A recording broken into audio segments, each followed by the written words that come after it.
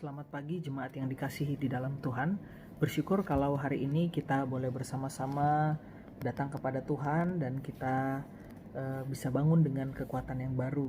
Mari sebelum kita akan bersama-sama merenungkan firman Tuhan, kita berdoa terlebih dahulu. Bapa kami di dalam surga, kami bersyukur untuk kebaikan Tuhan yang terus kami rasakan dalam kehidupan kami. Pada pagi hari ini ya Tuhan, sebelum kami akan menjalani seluruh aktivitas kami, kegiatan kami, kiranya Tuhan yang juga boleh menolong, Tuhan yang memberkati kami, dan biarlah kebenaran firman Tuhan yang akan kami baca dan dengarkan ini juga boleh kami pahami dan kami lakukan di dalam kehidupan kami. Terpujilah nama-Mu Tuhan, demi Yesus kami berdoa dan bersyukur. Amin.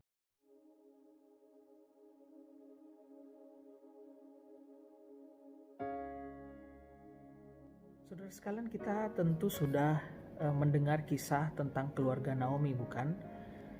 Kita membaca bahwa Naomi kehilangan suaminya, dia juga kehilangan 2 anaknya dan 1 mantunya juga pergi meninggalkannya. Saudara sekalian, kehidupan daripada Ibu Naomi adalah kehidupan yang begitu pahit, saudara sekalian. Sampai-sampai kalau kita baca di pasal 1, ia tidak mau disebut namanya dengan sebutan Naomi, tetapi dia ingin dipanggil dengan sebutan Mara, yang artinya adalah pahit, saudara. Saudara sekalian, apakah saudara pernah membayangkan bagaimana bila kehidupan Bapak Ibu Saudara sekalian berada di posisinya Naomi? Kira-kira apa yang akan Anda lakukan jika Anda menjadi Naomi? Saudara sekalian, kalau saya berada di posisi Naomi, bisa jadi saya akan merasa pahit juga, saudara. Sebab tekanan hidup yang ia rasakan sangatlah tidak mudah dan tidak gampang. Tapi memang itulah hidup, saudara. Kehidupan adalah sebuah perjalanan, meskipun banyak yang menjadikannya sebuah pelarian, seperti kehidupan Ibu Naomi di dalam pasal-pasal sebelumnya yang kita baca. Pasal kedua dimulai dengan sebuah kisah di mana Ruth pamit hendak memungut bulir jelai. Dan jika kita perhatikan, sahutan Naomi seperti tidak ada semangat, saudara, ketika menjawab pernyataan daripada Ruth di pasal yang kedua itu, bandingkan dengan pasal yang pertama. Meski terlihat kebetulan, tapi sebenarnya peristiwa perjumpaan Ruth dengan Boas di pasal yang kedua ini bukanlah sebuah kebetulan, saudara. Tetapi perjumpaan ini merupakan satu narasi di mana sebenarnya Allah secara perlahan-lahan ingin memulihkan keadaan keluarga Naomi yang semula ia sebut pahit, dan kemudian Tuhan rubah menjadi sesuatu yang manis. Kita akan mulai lihat perlahan-perlahan, saudara, sampai dengan pasal terakhir daripada kitab Ruth ini. Singkat cerita, di pasal yang kedua, saudara, Ruth kemudian pulang ke rumah dan bertemu dengan Naomi. Dan kita membaca bahwa Naomi terkejut karena ada banyak sekali hal yang dibawa pulang oleh Ruth. Dan Ruth menyebutkan bahwa ia bekerja di tempat pengirikannya atau ladang dari Boas. Spontan ketika Naomi mendengar kata atau nama Boas, ia langsung bersemangat, saudara, dan kemudian membalas perkataan Ruth dengan begitu semangatnya. Dan ia katakan bahwa Boas adalah kerabat dari keluarga mereka.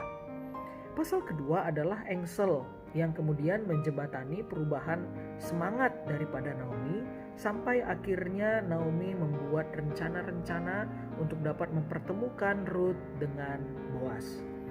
Saudara, tentu saya tidak akan membahas detail mengenai perjumpaan mereka di tempat pengirikan jelai itu di pasal yang ketiga awal. Namun saudara, yang pasti dari perjumpaan ini menunjukkan sebuah kualitas karakter dari pribadi Boas dan juga Ruth, saudara. Kita mulai dari Boas.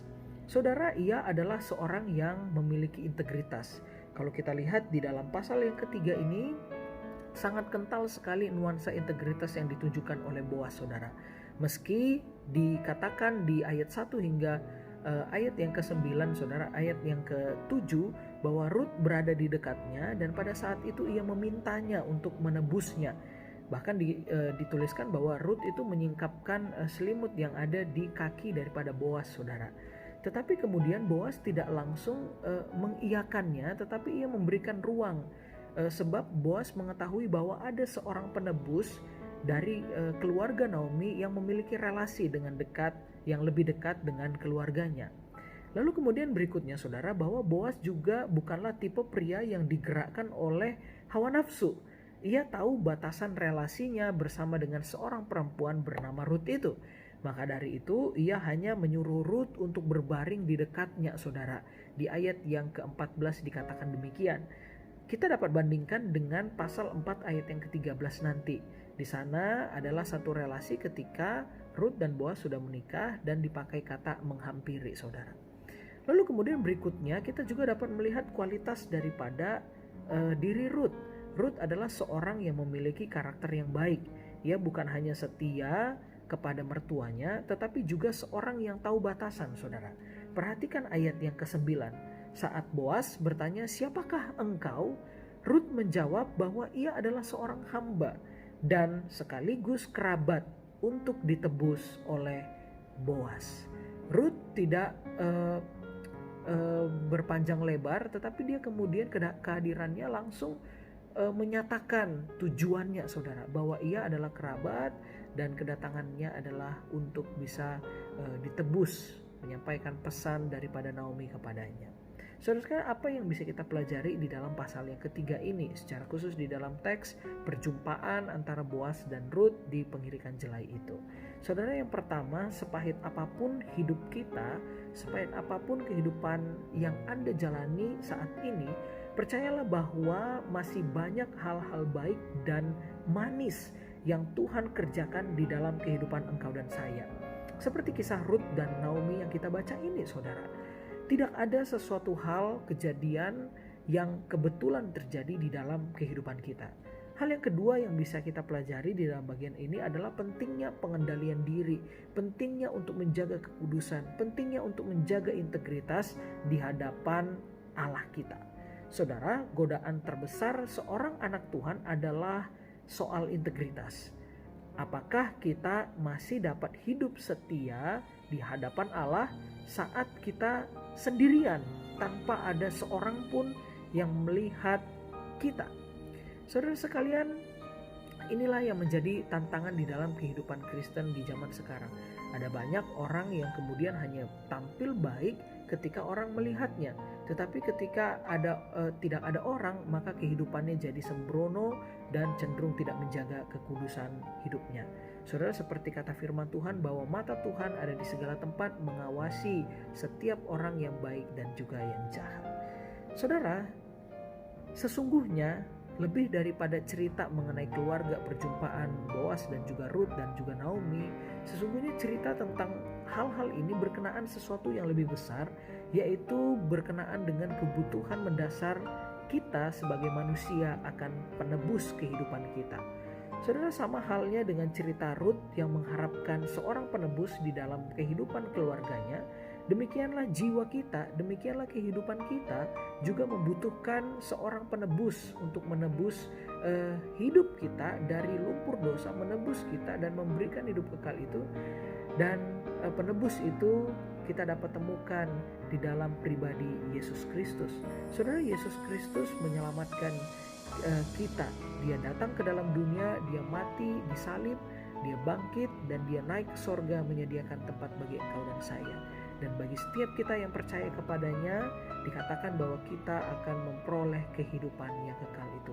Maka dari itu saudara sekalian, biarlah cerita dari Ruth ini dan juga Boas ini kita ingat, dan kita juga boleh mengaplikasikan kebenaran firman Tuhan ini di dalam kehidupan kita sehari-hari. Tuhan Yesus memberkati kita menjalani serangkaian aktivitas hari ini. Amin.